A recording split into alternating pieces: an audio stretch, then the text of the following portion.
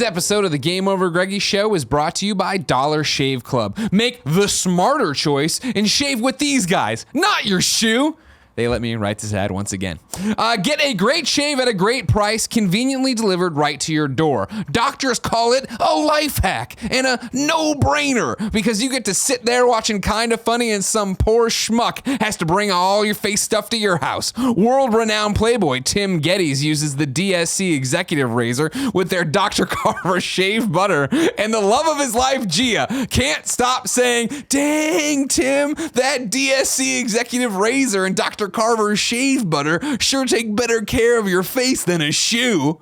For a limited time, new members get their first month of the Executive Razor with a tube of their Dr. Carver's shave butter for only $5 with free shipping. After that, razors are just a few bucks a month. Dang, that's a $15 value for only $5 in your first month box. You get an awesome weighty handle, a full set of cartridges, and a tube of that shaved butter I have to keep talking about. You can only get this offer exclusively at dollarshaveclub.com/Greggy. That's dollarshaveclub.com/Greggy. Make the smarter choice for Gia.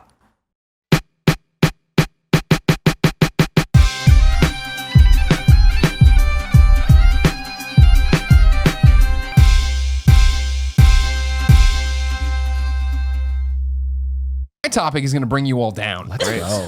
Because it's actually the complete inverse of hers. I want to know what makes you feel small. Because like I as I always do, much like when we tried to pick our name for Kinda Funny, I like to do the bubble, like the old brainstorming things, where I write down something and then do the lines off of it. So I started with The Lost Arcade, that movie I watched, which I recommend, and not just because IGN was in it and Francis Mirabella is an executive producer on it, because it was a good movie about the Last Arcade. That's a Did he have stage name. the third after? I think he did. I don't know. I sent it to you guys. You're always on your phone during this, getting your calls. What are you talking Really about? motivating me to keep talking to you, but let me know. Host your show. I will. But then I was like, where does it go, right? And so then it was from Lost Arcade. I was like, arcade memories, things/places you've lost. Because the whole thing was about the Lost Arcade going away, and it was Last Arcade, and these people dealing with that. And I have to deal with that with Wing Wing soon. If something goes wrong, we don't know. Or if Jean-Vive buys it, it won't have to. And then I went over to New York Jen City. is thinking about buying Wing Wings? We kick it around as an internet joke once in a while, but everybody's super into it. But it's a terrible idea. We're very busy. Do you know how much they're selling it for? Yeah. How much? $136,000. Good. Wait, what? $136,000. Dirt cheap. That's it? Yeah.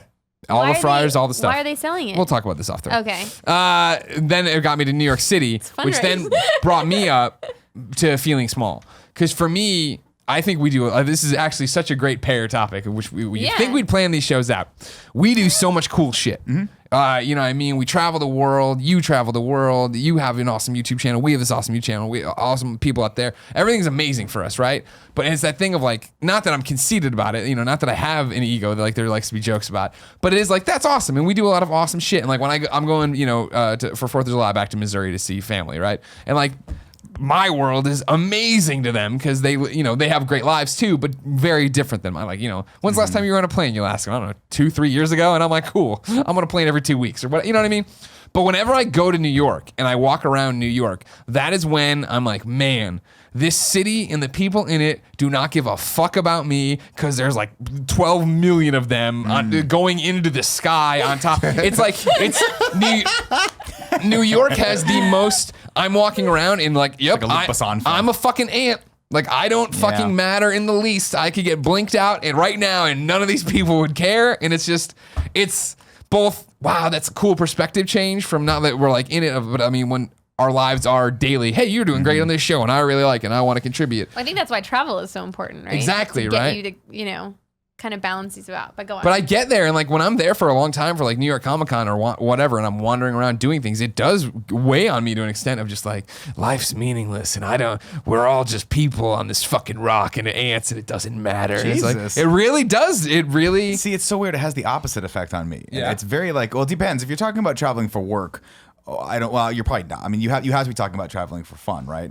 I'm talking about either. I mean, for work, you generally get off the plane and there's 15 people that recognize you on that plane. So not in New York, yeah. Really? Yeah. If you go to New York Comic Con, yeah, no, that's crazy. No, for me, at New York Comic Con, sure, but I'm talking about outside of that's fair. the Javits Center. I mean, for me, traveling liberates me from that because I just think I'm going to go just to a different place and just get away from everything and just so in the moment. Yeah, and experience and just meet people and maybe they're going to know who I am and maybe they're not. So what's the flip for you? What makes you feel small? What makes you feel insignificant? Going to LA. Yeah. So when I go to LA and see the pace of that city and see everyone fucking grinding out to like make a name for themselves in entertainment and like especially just in the world of comedy, like you see these guys that are doing like even the open micers down there seem to be doing like they're doing like 5 or 6 open mics at night. Like that to me is it's daunting to say the least because you see people that there and then if you're at the comedy club, like I was at the Comedy Store the other night and Judd Apatow was there doing a set. Fucking Judd Apatow was like, I'm just going to go do stand-up. I'm like, that does make you feel like it's a bigger hill to climb when you're like, I'll come back you're tomorrow. up against. But obviously, I mean, like the store is another one of those historic places. But like, yeah, like the lineup was like Judd Apatow, Anthony Jeselnik, and like 4 or 5 other huge comedians. I'm like, Jesus, they're still out there doing it. Like, it's no longer hey, we did this and now we're gone away and the new class of people can come up here. It's like, you're up against that. As far as competition, they're not gone because it's fun as fuck. Why would they? And now I just heard an interview with Judd Apatow, who's on Rogan's podcast, and he was talking about how for the first time of his life, he's coming back to comedy and he gets to be the guy that walks into the club and bumps people. Where he's like, I don't have to wait. I don't have to put my name on a list anymore or call ahead. I can just walk in and people are like, you're fucking Judd Apatow. You've made X, Y, like all these amazing comedies. Like, yeah, you're going on stage for sure. So that's daunting to me because I'm like, wow. I mean, he started doing comedy when he was 17, finished when he was 24, made, well, I don't know, like 5 of some of the best comedies ever made. And then now he's going back to comedy. It's like, shit, that makes you feel small to a certain degree. But it's also super inspiring because it's like, I mean, it's just time. We'll get there eventually. Alexis, what makes you feel small? There's actually a couple of things that make me feel small. Hunter. Yeah. Well, yeah. Solid answer. I mean, as far as his stature. But also, I think, a lot of times people approach me and are like, hey, I've got this great new deal for you. Oh, yeah. I didn't even think about that. And also, if Hunter can come, and it's like, I can only really get, some things because of Hunter. Sure. It's like, okay, well, thanks. So that definitely makes me feel small. And that's like on the daily regular, so that's like always a... That's something you have to contend with sometimes. Yeah. But I feel like you're really good about like understanding that and just kind of doing your own thing. I mean, what can I do? I saw a ridiculous headline today. Someone was retweeting this and it was like TJ Miller. TJ Miller's wife is really making a name for herself in the New York fashion scene. And someone recorded it was like, yeah, this is the most hypocritical headline of all time. Yeah. She's obviously not making a name for herself. And then it also happens with Amal Clooney, right? Yes. People don't even call her by her first name. George Clooney's they call wife, her George Clooney's wife, had a baby, had twins. Yep. And it's like, okay, here she is. She's a lawyer for international human rights lawyer. Yeah, very accomplished. And well, maybe they're just trying to get over the Stacy Keibler breakup because I still am too. All right. How much did you love that? I loved Stacy Keibler so much. I can't believe. I mean, after everything that happened with Test, you kidding me? If you were on my brother comes late 90s, early 2000 wrestlings, Cool Greg and I got you. We're going to follow your career the rest of your life. Yeah, wow. Stacey Keibler, that's a boss in the past. So that's one of them. Does that happen to you in terms of like happens to me every day? Well, you do like YouTube stuff too, and you're just Hunter Pence's wife. Like when you do your YouTube stuff and you're making your videos and those get shared around. Yeah. Are you seeing headlines where it's like Hunter Pence's wife does this? Yeah, pretty much. Or like Hunter Pence's a lot was like fiance or girlfriend or whatever. Sure. But yeah, Hunter Pence's wife. Mm-hmm. I feel like that. I mean, to a certain degree though, like I have that with Greg, right? Like there's Greg Miller's wife. Greg Miller's friend. I am Greg Miller's work wife. No, I mean that's the thing. Like, so I sympathize with that, right? When I came into this, obviously, like I think when we started doing conversation with Colin, like back in the day, you were at least at 100,000 Twitter followers, and I had No. Were we at 60? I don't know. Sure. Whatever it was a hell of a lot more than me, sure. right? And so I think to some degree, like that's something that obviously we capitalize off of, but it's like it's crazy to think that it's like Greg has like over 1 million Twitter followers. I'm coming up on 69,000. 69 million. But that's a big gap, right? And that's something I can never catch up with you on. So it's something that like you could. Well, I could, but Cool Greg, can I have some water? You are on this LaCroix kick. Cool Greg, can I have some water? All right. I love it so much. So I sympathize with that, right? Where it's like, and watching Greg, like Greg, operates on another level for me. And it's inspiring to me. Like I'm using it as motivation. So I make you feel small? No. Well, you also make me feel small in stature as well. You're a fucking Yeti. He's like 19 feet. Jesus Christ, you're so big. I'm sorry. No, it's not your fault. It's your mom's fault. It's true. Dad's actually a much shorter man. You know, I'll put out stuff, you know, like our Halloween costumes or stuff like that. And like Hunter gets all, you know, I'm super happy. We're one, whatever. But like, whatever. You know, but. Sure, but I mean, it reduces you to a co-star or whatever. You know what I mean? Like, I understand. But I feel like that's like one way to look at it, right? The other way to look at it is like life is a team sport, and what I've seen the people that like, again, not to keep bringing up Rogan, but like he does a great job of seeing other people around him that are talented and using his celebrity to help elevate them and boost them. Yeah. And I think that's just the way it has to go. Like if you really love someone or you really respect someone and you're working with them, you owe it to that person to like give them the leg up. That's just the way. There's no, like in the entertainment industry especially, like there is no fair, right? You don't just like, everyone doesn't just start from zero. Everyone has advantages and disadvantages, and so like it's on you to just be like, this is an advantage, I'm gonna accept it, and just be the best at what I'm doing that I can. Sometimes when you're working so hard, you're like, oh, you know, there's nothing wrong with it. Like I'm not like, oh, at home at night crying about it, you know. I'm like, New York Times called me Hunter Prince's wife. Yeah, that's about. You know, it's just it's a daily reminder that like I have to work that much harder. Put the work in. Yeah. But like it almost feels like I have to work twice as hard, which is fine. But you know, it's just a reminder. Sure. Of course. And then another thing is, I think a lot in our world, like our baseball world, there's a lot of jealousy, and so in terms of like, you know, like social media deals, whatever kind of deals. And so I always find that I have to like cut my wings a little bit. Like I have to like dim down and like not always be so honest and upfront. And like, you know, if I get something really cool, I find that it's really hard to like share it with people. Sure. You mean in person? Like you're like, hey, we're all talking around at the game, and hey, I got this cool thing. You don't feel like you can or do even that. like with some friends, like it's kind of hard to like share it because I feel like there is like this almost like jealousy that you're like. And I just wish that everyone can just be happy for everyone. Like there is like so much abundance in the world that like we can all do it together. Yeah. But I always sense that like I get like a lot of just like the evil eye towards me. Like you can feel it. You can feel the heat. I wrote this down off the a quote somebody had was getting tweeted around. Someone else's success is not your failure. You know what I mean? Because I think that's the thing. I in the not even early days, every so often you wrestle with it where somebody that does something similar to us or a friend or a personality or whatever tweets something like, fuck, why am I not doing that? Or why didn't, and I'm like, wait, that's not the way to think about it. You know what I mean? Like, it's or like, human wow, that's nature. A great idea. For me, how can I make it like more towards me? Or I don't know, whatever you want to say. But I hate that like we live in a world now, or maybe not, we don't live in a world now, but like a lot of times you have to dim your light to make other people feel good. Well, it's unfortunately that sucks because I feel like it's not so much about feeling small, but I feel like I experience this a lot in my different friend circles where all I do is talk about what we do. Yeah, because it's like most people exactly. But that's what everyone does, by the way. But that's true. But most people I know live very different lives that can relate in those ways. But I'm gonna tell you put 5 lawyers in a room together. Holy fuck, they're gonna talk about the law. Yeah, they're gonna talk about exactly. being a lawyer all the time.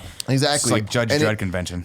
There's a fine line. Way cooler. I'm sorry. There's a fine line when it comes to like name dropping and doing that stuff. And I feel like I never want to be the person that's running around name dropping for the sake of look how fucking cool I am. It's more like, dude, this is fucking cool. Believe this? Like, let's talk about how cool this is. You know, like not because like I'm cooler than you, but just in a way of like, no, there's cool stuff happening.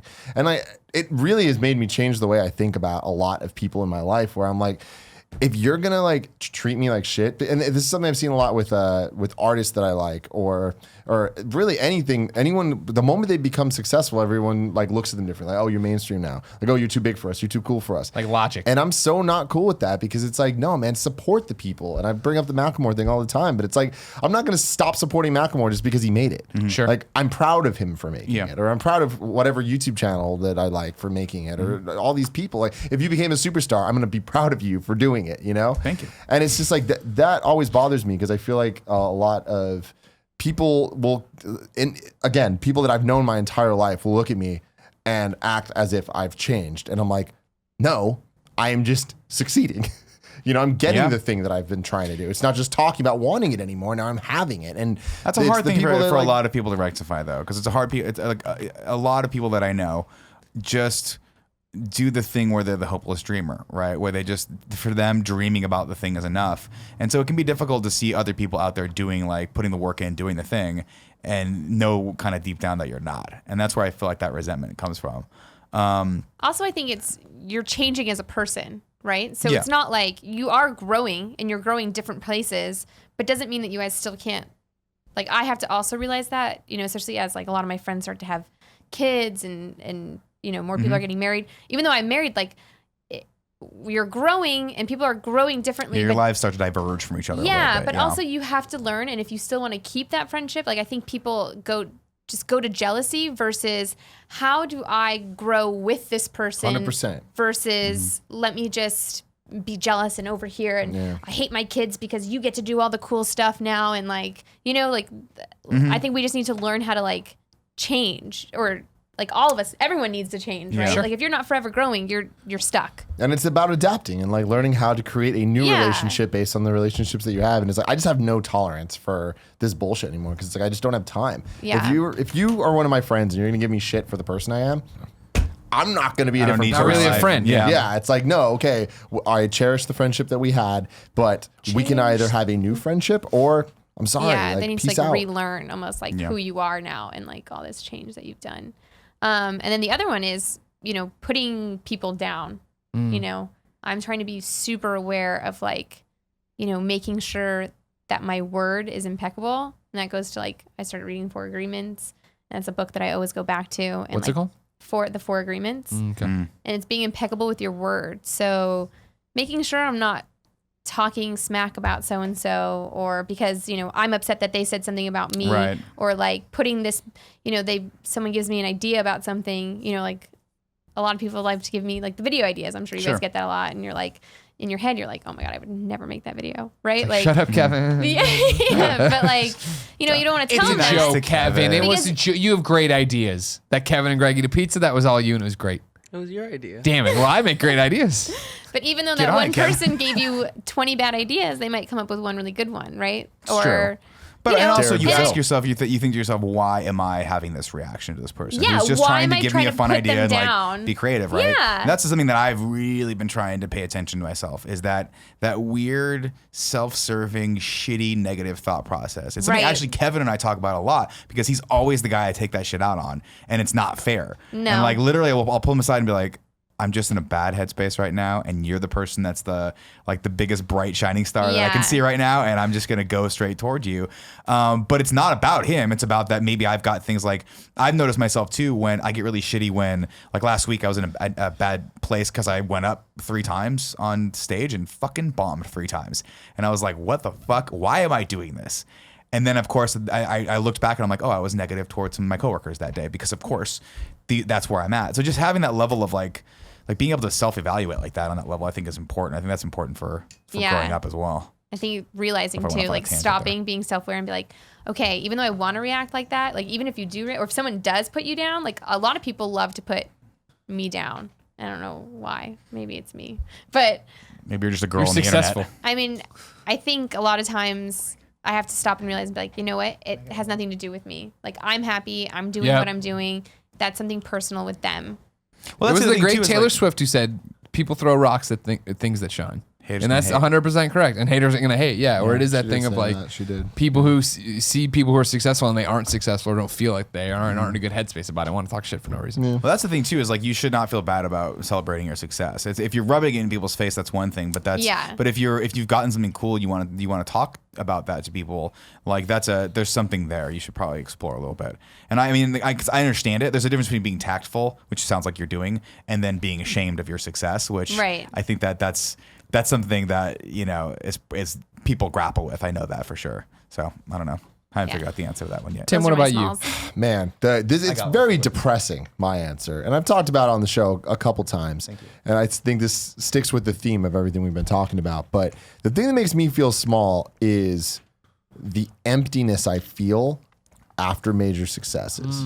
Oh, that's a good one. Postpartum depression. And I feel like recently I've never been more proud of what we're doing. I've never been more proud of the person I am and the life that I lead and the family that I have and the friends and all this stuff. Like everything we got going on right now, like all aspects of my life are firing on all cylinders. Business-wise, we're killing it. I love the shows we're doing. My brother has cleaned up his act. He's working for us, and things are great. Squeaky clean. Kevin's getting married. 2 of my other best friends are getting married. Alexis is already married. Like, all this stuff is just going, and it's great. E3, never been more proud of how we handled one. Kind of Funny Live 3, I am just as happy with it as I was about 1 and 2. And like the moment all that stuff ended, it was just like, shit, like, so what? You know, it's like, it's the moment that I'm alone with my thoughts when I finally got to catch up and sleep. You did the drug to talk to each other. Fully happening, huh? You did that drug where you talk to yourself. That's ayahuasca. No, that's exactly what I'm talking about, by the way, in our prior we'll just topic. give it to you and you won't even know it. Which is your LaCroix tastes a little weird one of these days because Dad needs to have a conversation with himself. No, that's exactly what I'm talking about though. Is that concept of like you're like me. Like I think you're only happy when there's another big challenge on the horizon, right? When you've got something else big to look forward to that's going to like take you to the next level. But do you think there's something wrong with that? Like, why can't we just be? Like, well, if you're never happy unless you're doing something, that's right? one Like, thing. nailed E3. Like, can't you just like take a moment? See, I struggle with this too. I think the problem with that though is no, you can't, because it's like every single thing is a step towards the next step, and I think that's the reason that you're moving, right? You can just be, and that's when you stop. Right. Yeah. Like you're not moving forward if you stop. And what's weird for me is it's that weird emptiness of nothing makes me happier than what we just did. Nothing makes me happier than hanging out with everyone after Kind of Funny Live 3 and feeling so proud of what we did.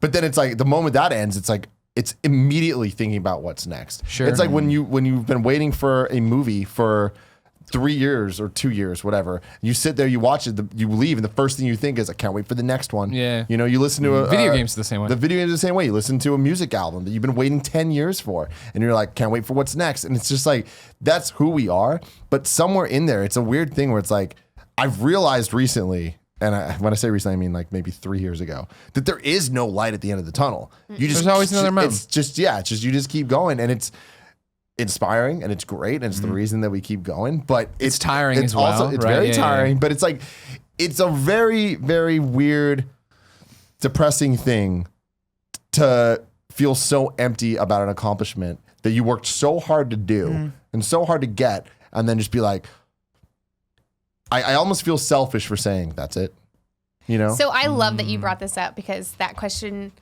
like when we were talking about it earlier, like what inspires you, and like, you know, how we talked about getting the goals and always setting a next one. Like Tim, specifically for you, like you are like, this has always been your dream. Like 100%. This is it. Like what is it, something now that you're like, okay, maybe the next step, or the next step, or I mean, I don't know. It's like a weird thing. Like, how are you going to pinpoint your next goal? Do you want a next goal? I mean, I feel like we're lucky enough that with what we do, it's never like, oh, the goal's done. It's always there's like bunch of mini goals within the goal. Sure. So launching new shows, launching new like ideas or whatever. But I mean, Kind of Funny Live in particular, that is my goal. That was always the thing that I wanted to do. And we've done it 3 times now, and every time bigger and better than the last one. Would you ever go on tour with it? I mean, of course. There's all these like little modifiers you can put on it. But yeah, it's like, it definitely Would you is, ever do it in Spanish? I wouldn't do it in Spanish because that Hola, bienvenidos, Kind of Funny Live 3. that doesn't sound appealing to me, but I'm sure it has an audience. I don't know. I've never been struggling to find the next goal. Like there was a line in a song by Cunning Linguist where they say if you reach for the stars, you just might grab them. Something like that. I don't remember the exact quote. And that really resonated with me a long time ago, where I was like, oh shit, like you need to have a plan for what you do once you grab the star. Sure. You know, because if you try hard enough, you're going to get it. Then once you get it, what are you going to do with it? Right. Then once you do that, what's the next step? And I feel like you got to be 5 steps ahead always. Totally. Or you can just be the mom and pop coffee shop that's just like, I just like having this one coffee shop. I think and then when it goes out of business by Starbucks, you got nothing. Or Starbucks buys it from you and they give you $1 billion. That's and not how that go works. Into something else. That's how business works. I think that you're missing a very important component of that, which is that you need to give like that progress and rest have to go hand in hand, right? You get better at one when you get better at the other one. And so giving yourself a little bit of space to be like, I'm going to chillax today. I'm going to relax today. I'm going to enjoy this accomplishment. I'm not going to think about all that stuff. Like I did it. I'm good. Today's the day. and then on Monday I'll hit it hard again. I think that's what I do, and that's why like when D and I will go away someplace, or we'll just go up and sit by a pool for a day or something like that, and I'm constantly thinking about getting on Twitter, or I have to work, and I just have to remind myself, you know what? Today's the day I recharge, I relax, I reflect back on what we did, and replay those moments in my life, like Kind of Funny Life 3, where I got to do this fucking cool big show, and I got to work with my friends and my brother and like all these cool people, and see the community for the first time in a while.